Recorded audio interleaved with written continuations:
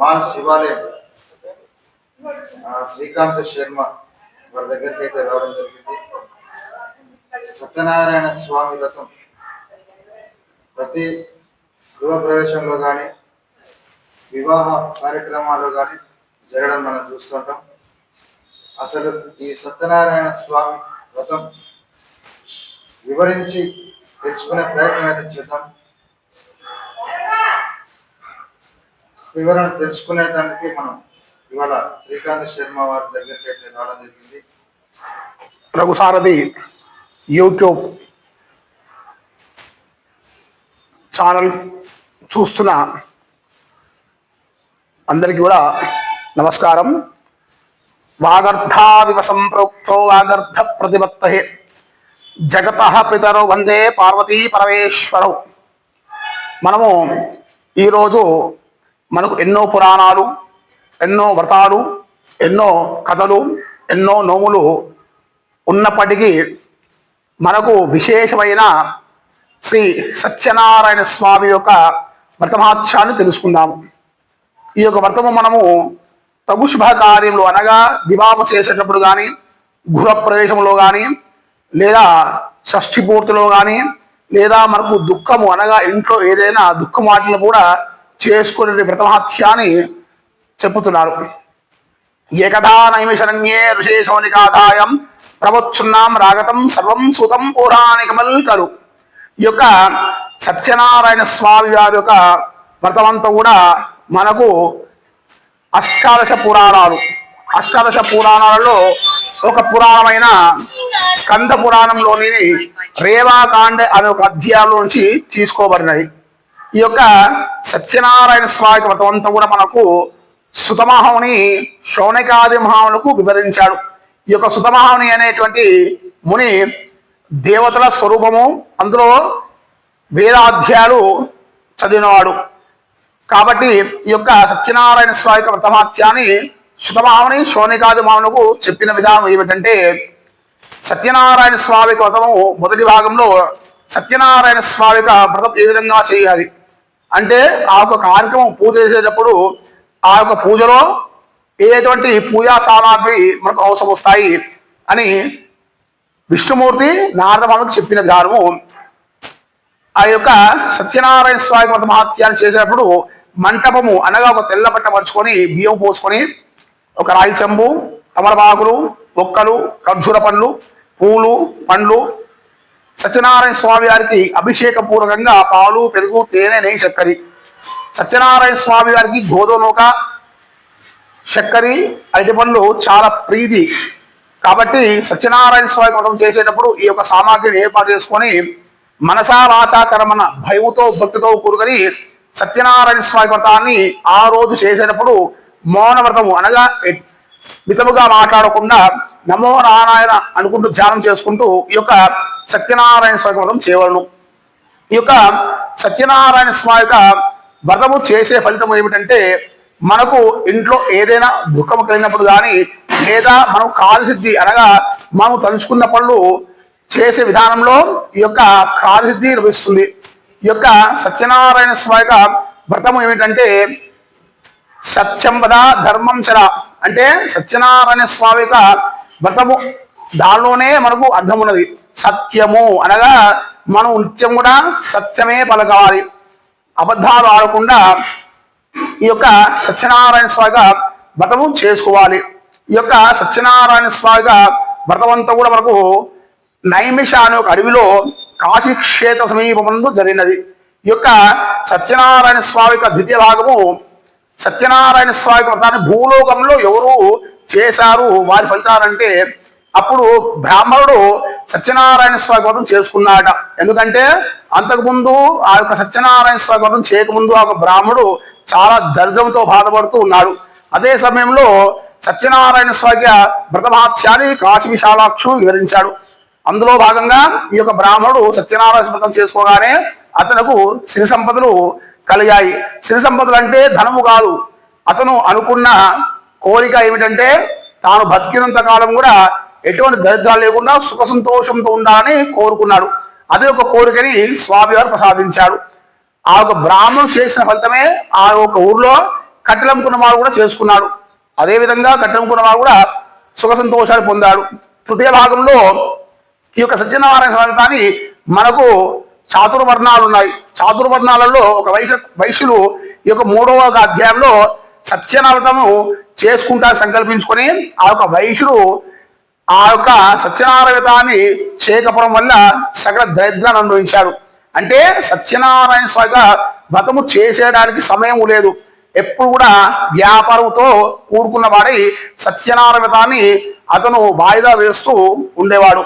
అతని యొక్క భార్య లీలావతి ఒకసారి గుర్తు చేసినప్పటికీ కూడా మరలా వాయిదా వేశాడు. తన కూతురు కళావతి పెళ్లి వయసు రాగానే పెళ్లి చేయించి మరలా వ్రతాన్ని చేసుకోలేదు ధనహాంకరంతో. అంటే ధనహాంకరం కాదు కానీ ఇక్కడ ఆ యొక్క వైశ్యుడికి సమయం పాలన లేదు. ఆ సమయం లేనందువల్ల ఈ వ్రతాన్ని వాయిదా వేస్తూ వస్తున్నాడు.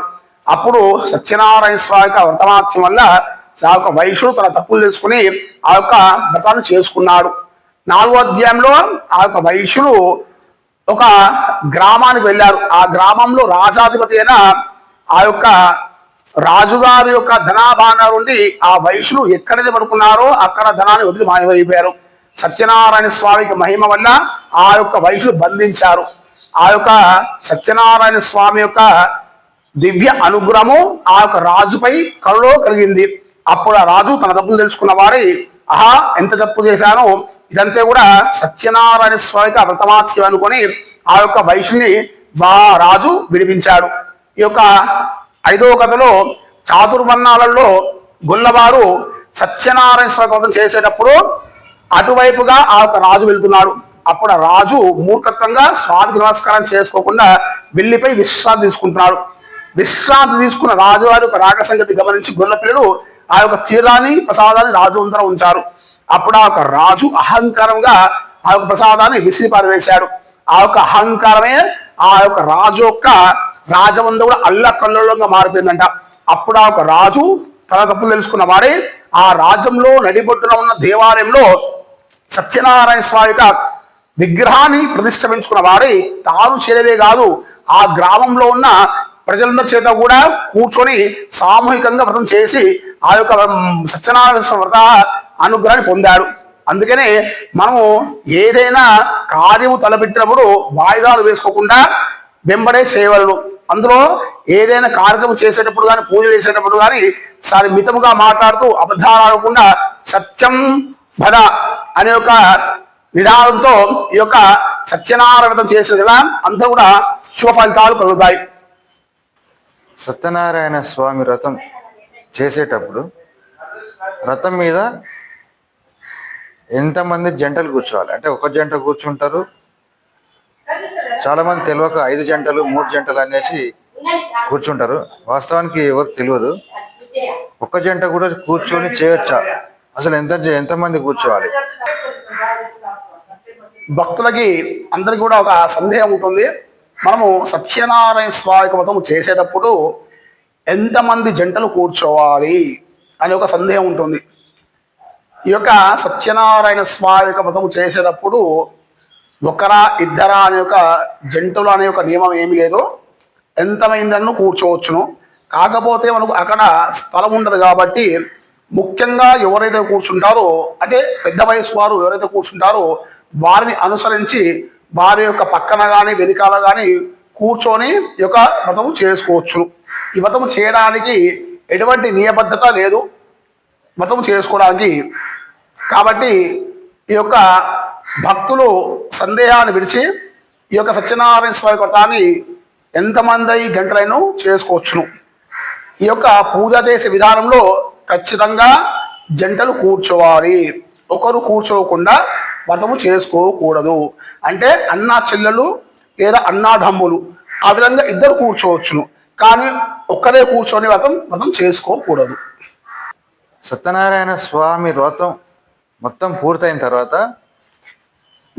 వ్రతం మండపాన్ని ఆ మండపంలో ఉపయోగించిన వస్తువులను బ్రాహ్మణునికి దానం చేయాలి అనే విషయం చాలామందికి తెలియదు.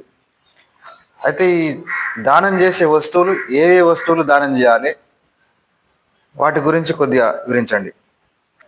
భక్తులకి సత్యనారాయణ స్వామిగా వ్రతము చేసిన తర్వాత ఆ వ్రత మంటపంలో ఉన్న ఆ యొక్క బియ్యాన్ని, తమలపాకులని, పండ్లని ఏమి చేయాలి అనే ఒక సందేహం ఉంటుంది. భక్తులు ఆ వ్రతము చేసిన తర్వాత ఆ యొక్క వ్రత మంటపంలో కలశంలో ఖచ్చితంగా నీళ్లు పోయాలి. ఉదకం, ఆ కలశంలో బియ్యం పోయకుండా నీళ్లు పోయాలి.